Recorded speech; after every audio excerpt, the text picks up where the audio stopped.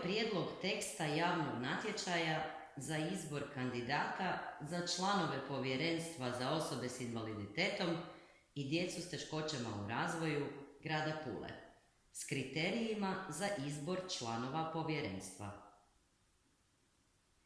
Prijedlog pokazuje kako bi javni natječaj mogao biti napisan.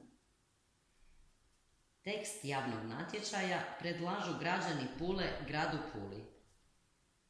On nastaje u sklopu uključivog i sudioničkog procesa, što znači da natječaj, odnosno prijedlog teksta za grad Pulu, mogu sukreirati svi zainteresirani. Ovaj prijedlog grad Pula neće nužno prihvatiti. Točka 1.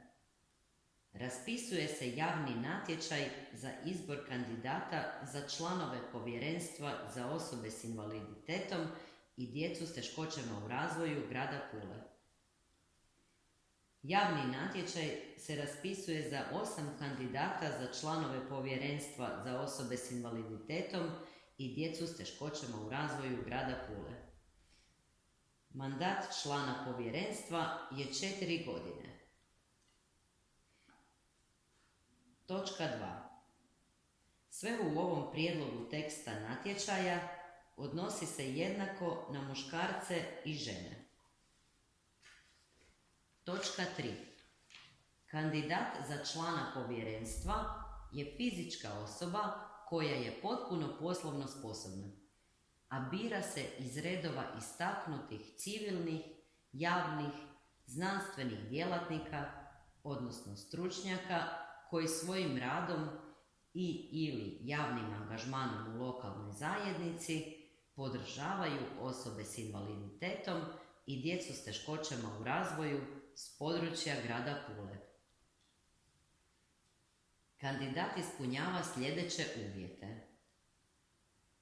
Najmanje završena srednja škola, ako se radi o stručnjacima iz civilnog sektora, odnosno najmanje završen preddiplomski stručni studij ili preddiplomski sveučilišni studij ili s njima izjednačen studij medicine, edukacijske rehabilitacije, logopedije, psihologije, socijalne pedagogije, radne terapije, socijalnog rada i prava, odnosno druge odgovarajuće struke, a sukladno zadaćama povjerenstva. Zadaće povjerenstva bit će navedene u odluci kojom gradonačelnik osniva povjerenstvo, ukoliko grad Pula prihvati model povjerenstva kojeg predlažu građani.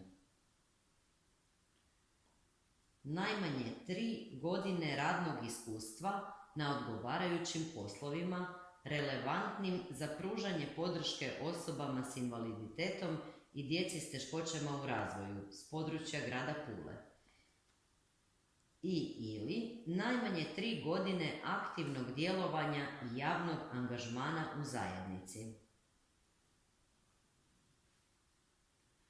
Da nije pravomoćno osuđen na kaznu zatvora, neovisno o tome je li izrečena uvjetna ili bezuvjetna kazna za neko od kaznenih djela počinjenih s namjerom protiv života i tijela, protiv Republike Hrvatske, protiv pravosuđa, protiv javnog reda, protiv imovine, protiv službene dužnosti, protiv čovječnosti i ljudskog dostojanstva, protiv osobne slobode, protiv spolne slobode, spolnog iskorištavanja djeteta, protiv braka, obitelji i djece, protiv zdravlja ljudi, protiv opće sigurnosti, krivotvorenja te bilo koje drugo kazneno djelo počinjeno na štetu djeteta ili korištenje djeteta ili maloljetne osobe, osim ako je nastupila rehabilitacija po posebnom zakonu. Da se protiv njega ne vodi kazneni postupak za neko od djela navedenih u prethodnoj alineji. Da se protiv njega ne vodi prekršajni postupak i da nije pravomoćno osuđen za neko od prekršajnih djela za nasilničko ponašanje. Da nije službenik grada Pule. Prioritetnu prednost prilikom prijave imaju kandidati koji su i sami osobe s invaliditetom, odnosno članovi uže obitelji koji skrbe o osobama s invaliditetom i djeci s teškoćama u razvoju. U motivacijskom pismu potrebno je navesti ove podatke.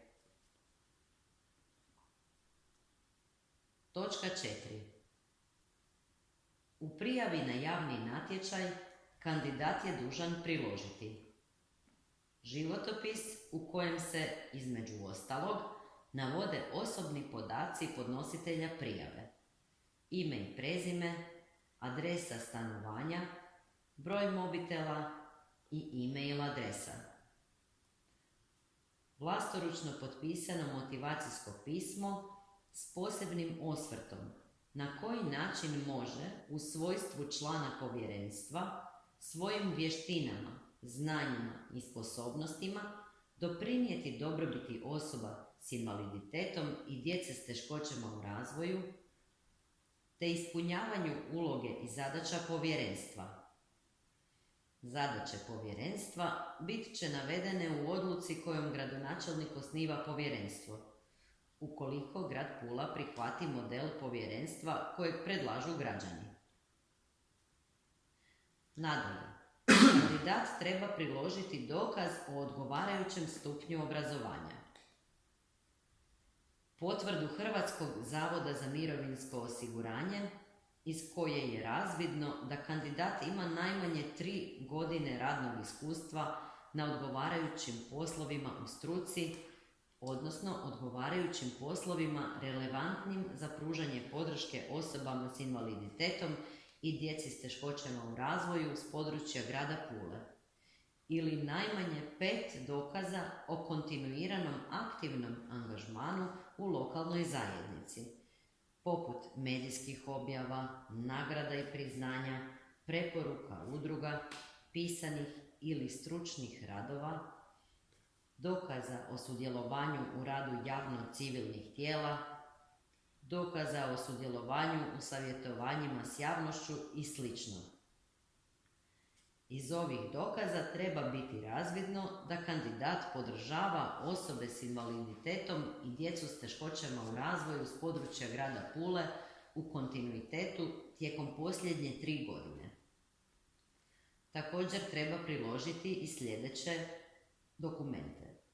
Dokaz o hrvatskom državljanstvu, potvrdu nadležnog suda ili sustava e-građani da se protiv kandidata ne vodi kazneni postupak ne stariju od 15 dana od dana podnošenja prijave, potvrdu nadležnog suda da se protiv kandidata ne vodi prekršajni postupak ne stariju od 15 dana od dana podnošenja prijave, izjavu pod kaznenom i materijalnom odgovornošću da ne postoje okolnosti suprotne uvjetima propisanim za člana povjerenstva za osobe s invaliditetom i djecu s teškoćama u razvoju grada Pule. Javni natječaj objavit će se na internetskoj stranici grada Pule www.pula.hr i u javnom glasilu Glas Istre. Točka 5. Prijave na javni natječaj s dokazima o ispunjavanju uvjeta podnose se u zatvorenoj omotnici u roku od 15 dana od dana objave javnog natječaja na internetskoj stranici grada Pule na adresu pisarnice grad Pula Pola, Povjerenstvo za provedbu javnog natječaja za izbor kandidata za članove povjerenstva za osobe s invaliditetom i djecu s teškoćama u razvoju grada Pule, Pula, Stara Tržnica 2, s naznakom javni natječaj za izbor kandidata za članove povjerenstva za osobe s invaliditetom i djecu s teškoćama u razvoju grada Pule, te ne otvaraj. Dokumentacija uz prijavu može se dostaviti u preslici. Nepravovremene i nepotpune prijave na javni natječaj neće se uzeti u razmatranje. Urednom prijavom smatra se prijava koja sadrži svu traženu dokumentaciju navedenu u ovom javnom natječaju. Radno iskustvo na odgovarajućim poslovima je radno iskustvo ostvareno na poslovima odgovarajuće stručne spreme i struke, odnosno radno iskustvo stečeno na poslovima koji se odnose na pružanje podrške osobama s invaliditetom i djeci s teškoćama u razvoju. Iskustvo aktivnog angažmana u lokalnoj zajednici podrazumijeva zauzimanje za osobe s invaliditetom i djecu s teškoćama u razvoju putem sudjelovanja u radu organizacija i inicijativa, odnosno angažman u javnom prostoru zajednice s ciljem realizacije prava te suzbijanja diskriminacije osoba s invaliditetom i djece s teškoćama u razvoju. Povjerenstvo za provedbu natječaja, ovisno o zaprimljenim prijavama na javni natječaj, teži u predlaganju kandidata za članove povjerenstva da ukupno 6 stručnjaka iz civilnog sektora zastupa osobe ovisno o prevladavajućim vrstama oštećenja. Odnosno, da jedan stručnjak zastupa osobe s tjelesnim oštećenjima, jedan stručnjak zastupa osobe s mentalnim oštećenjima, jedan stručnjak zastupa osobe s intelektualnim oštećenjima, jedan stručnjak zastupa osobe s poremećajima iz spektra autizma, te da 2 stručnjaka zastupaju osobe s osjetilnim oštećenjima, uzimajući pritom u obzir da trebaju biti zastupljene osobe s obje vrste osjetilnih oštećenja. Povjerenstvo za provedbu natječaja prioritetnu prednost prilikom predlaganja kandidata daje kandidatima koji su i sami osobe s invaliditetom, odnosno članovi uže obitelji koji skrbe o osobama s invaliditetom i djeci s teškoćama u razvoju. Povjerenstvo za provedbu natječaja, ovisno o zaprimljenim prijavama na javni natječaj, teži u predlaganju kandidata za članove povjerenstva osigurati ravnomjernu zastupljenost stručnjaka iz redova javnog i civilnog sektora. Povjerenstvo utvrđuje listu kandidata koji ispunjavaju uvjete javnog natječaja i poziva ih na razgovor.